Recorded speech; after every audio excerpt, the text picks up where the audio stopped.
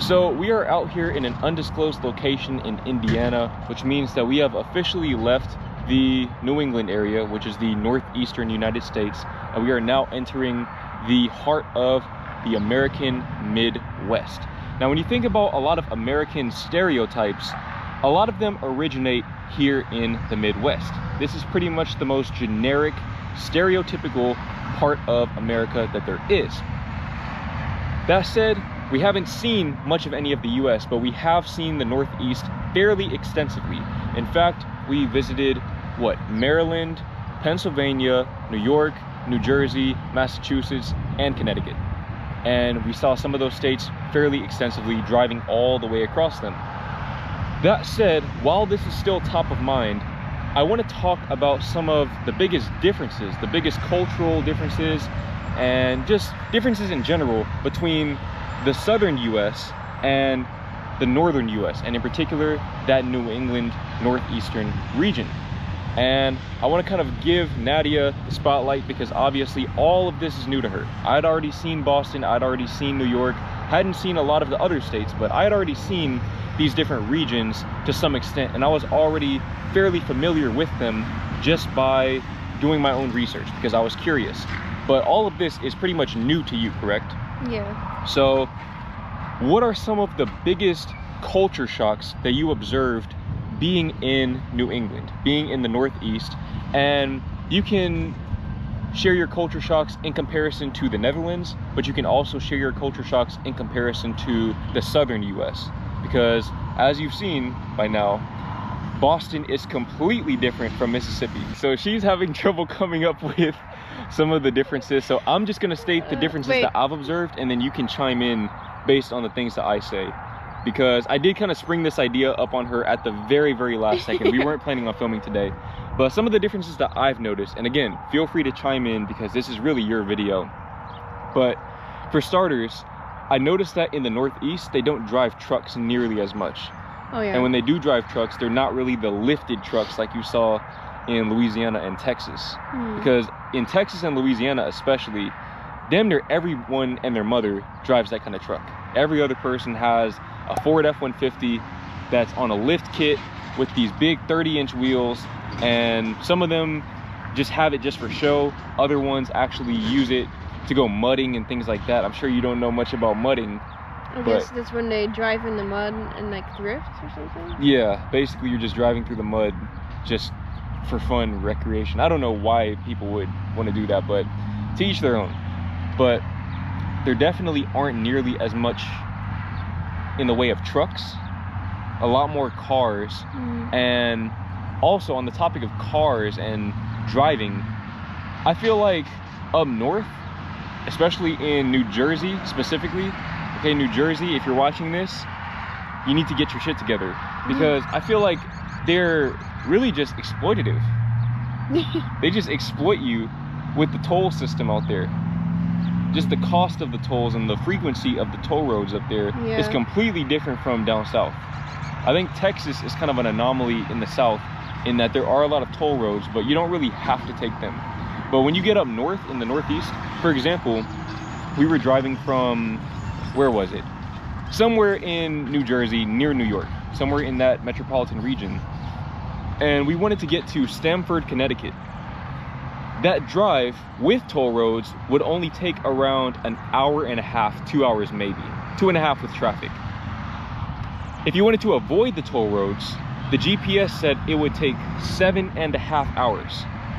7.5 hours. In order to avoid the toll roads, you literally had to drive all the way to upstate New York and back down again to get to Connecticut. Absolutely ridiculous. There's no way that avoiding tolls should add an extra 5.5 hours to your driving time. That's just exploitative.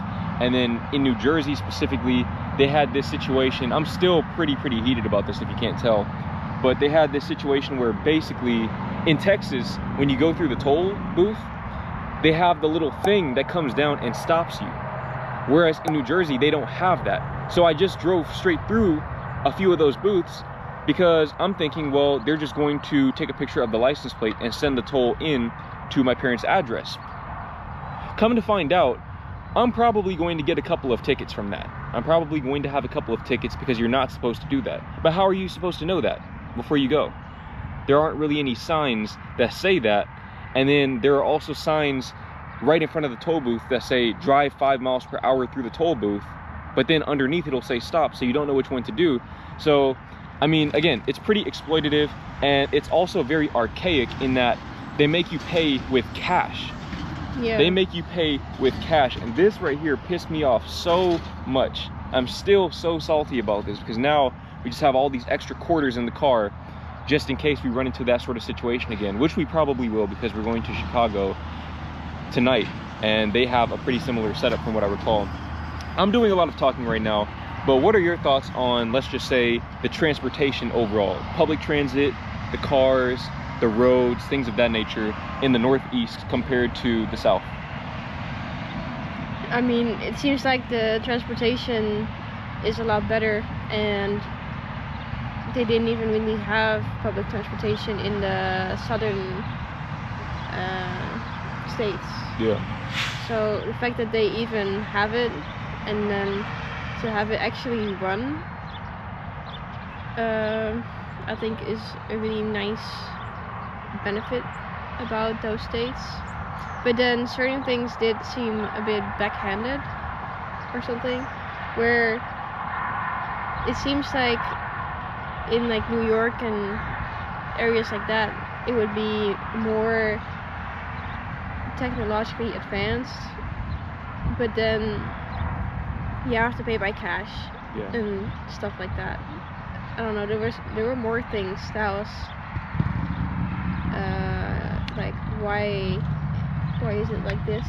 But I can't remember right now, but I remember one of them. So basically, when you get on the New Jersey train, I don't remember exactly what it's called, but when you get on the train to go from New Jersey to New York, they have this little punch card system. Yeah. I don't really know what the punch card even means or what it's for. No. But basically, the conductor would come up to you and they would check your tickets, and then when they saw that you had valid tickets, they would punch this little card.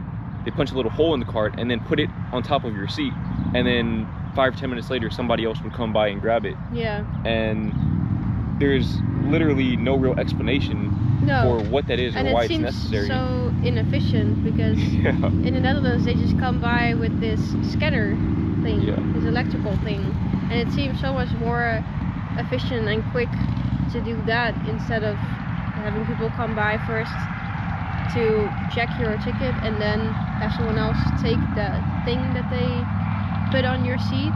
Yeah. So stuff like that, like they could be updated. Yeah, 100%.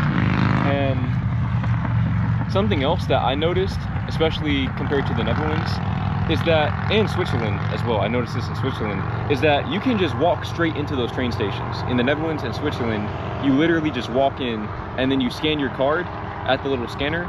But technically, if you didn't pay and you only took one stop, you'd probably be fine. In New York, you can't really get away with that, or in Boston, you can't really get away with that because they have the turnstiles, or they have the things that block you off from entering the subway station without scanning. That always kind of struck me as wild in the Netherlands, was that you could literally just go in and really get a free ride if you don't get caught. Or maybe if you see the conductor coming up, you could just go into the bathroom, which is another thing. They have bathrooms on the trains in the Netherlands, and they don't have that in New York or Boston. I learned that the hard way. First time I went to New York, I had to pee in a bottle on the subway.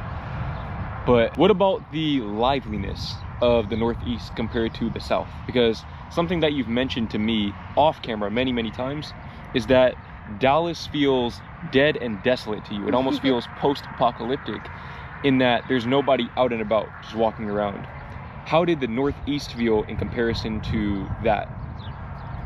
Yeah, it felt definitely a bit more lively. Well, of course, especially in New York City. Yeah.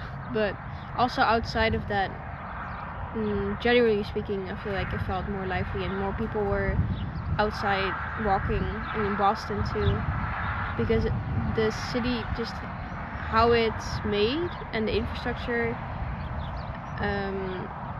I guess lends more to it, to people just walking more. Yeah. because it's more compact. Yeah. And I think because, especially in Dallas, everything seems so far away. It is. Yeah. And just so spread out. So maybe that's why. That's the difference. And then I also feel like maybe the people in the northern east areas are more, I don't know, a bit colder. Yeah. Or more on their own or something. Yeah. Definitely more European in demeanor, and that they just kind of keep to themselves. Well, there's different demeanors in Europe. Yeah, but just generally speaking, But yeah, people keep to themselves more up north. What about the infrastructure in general? So what do you feel is more developed or advanced between the north and the south? the north. The north felt more developed to you? Yeah. Yeah, I'd agree. I feel like the north, you can definitely feel the European influence in some of those cities, like DC, Boston, New York. You can feel a lot of that European influence because those places were settled by Europe. Granted, a lot of the south was settled by Europe as well, but a lot of the southern and western cities, they call it the Sun Belt, so basically from California all the way to Florida at the bottom of the US, a lot of that was primarily developed after the advent of the car, which is why everything is so far apart and you pretty much need a car to get around.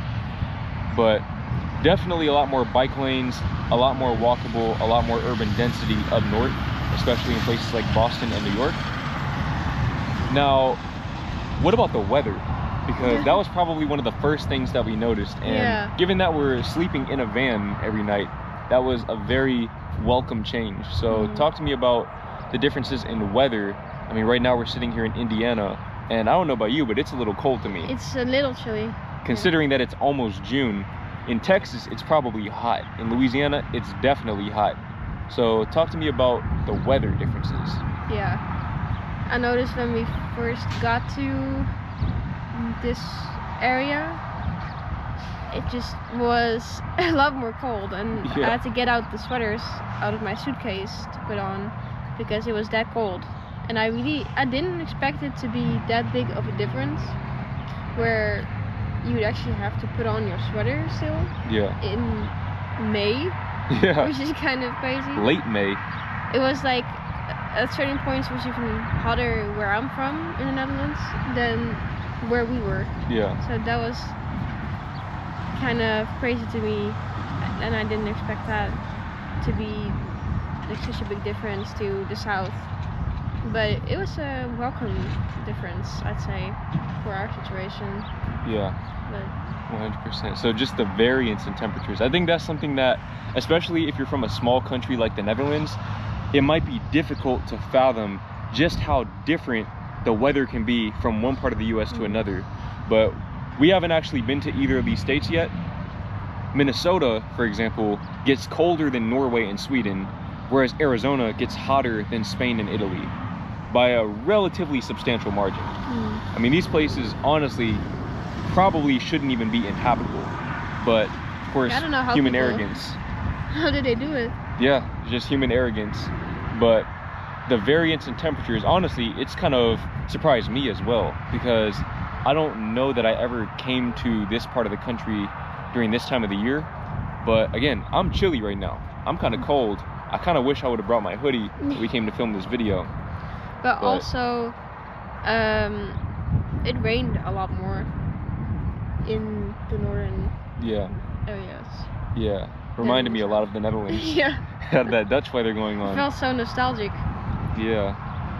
Well, let me ask you this. So just by and large, of course, there are specific areas that we visited that were a lot more dangerous than others within these regions.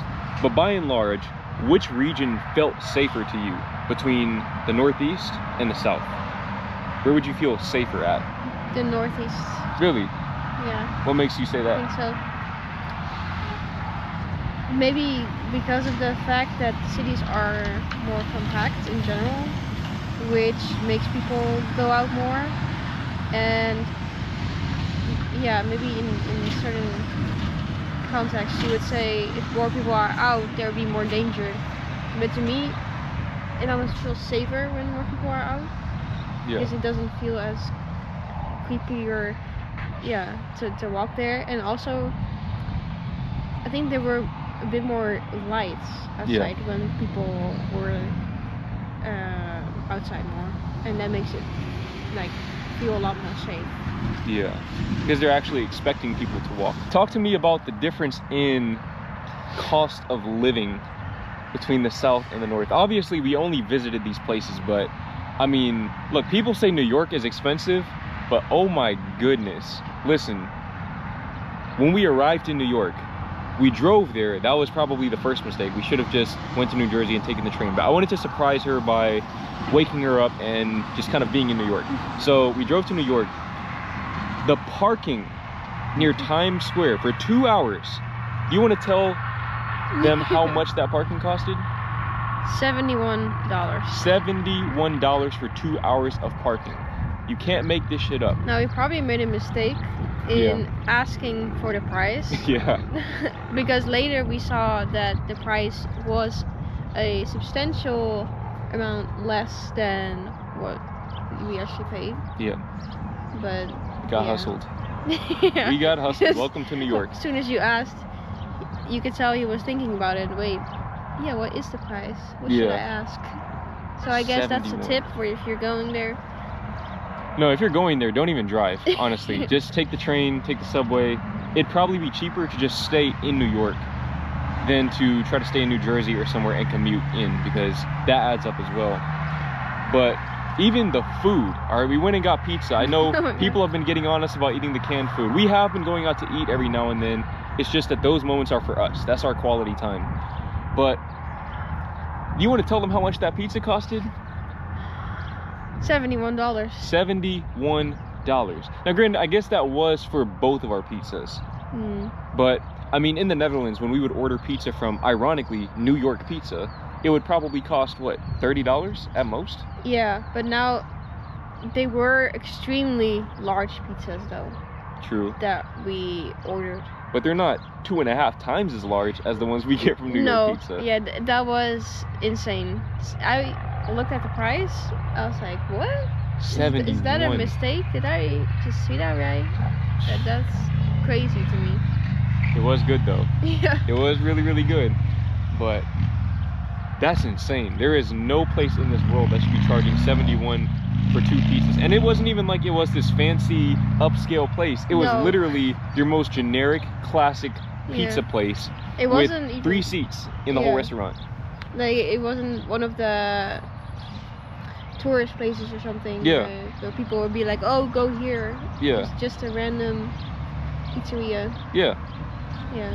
But I guess maybe because it's in Manhattan or something. I don't know. It was good, but I don't know that I would pay another 71 to get those same pizzas. That's crazy.